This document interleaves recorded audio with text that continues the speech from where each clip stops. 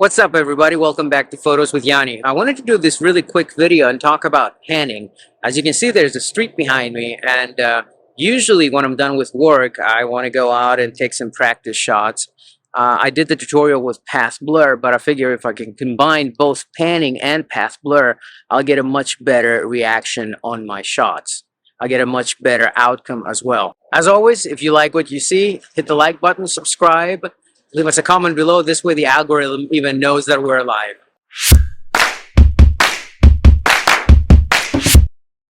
So here we are right outside Wilmington, and as you can see from all the traffic, I'm going to try to do the best to isolate the noise.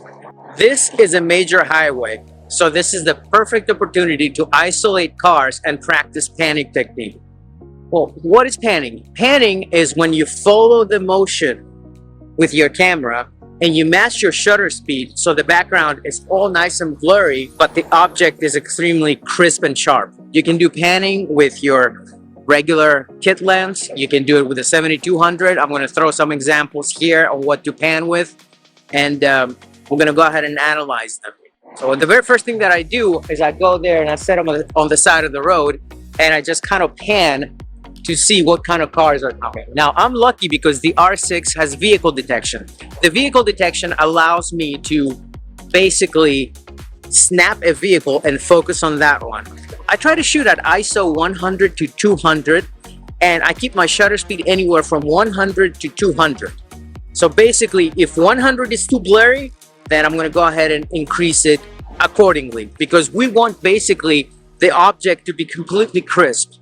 Then, if my image is too bright, I just increase my aperture value, making the hole a little bit smaller and making the image a little bit darker, basically. So all these images that you've seen that I've been posting up on the screen is just little test shots that I've been taking here. And next time you go out to the track, you can use single point autofocus and just make sure you're following your subject. You can use back button focus, which is something that I use religiously.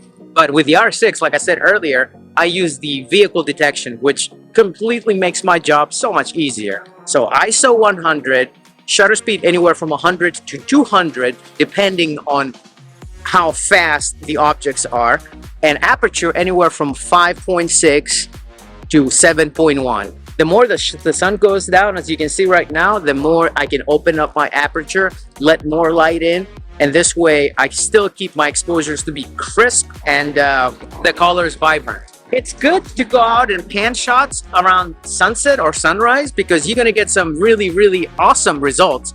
Basically, I mean, look at what's going on over there. I'm gonna go ahead and take a video of that and interface it with the actual video.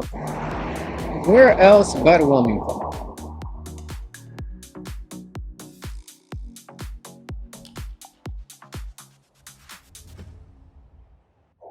But this is what I had for you. You know, just basically like a really quick tutorial on how to pan and how to use your camera. You can go out and practice it right now on any busy street. And that's all I got for you today. Remember to be kind to yourself and to each other.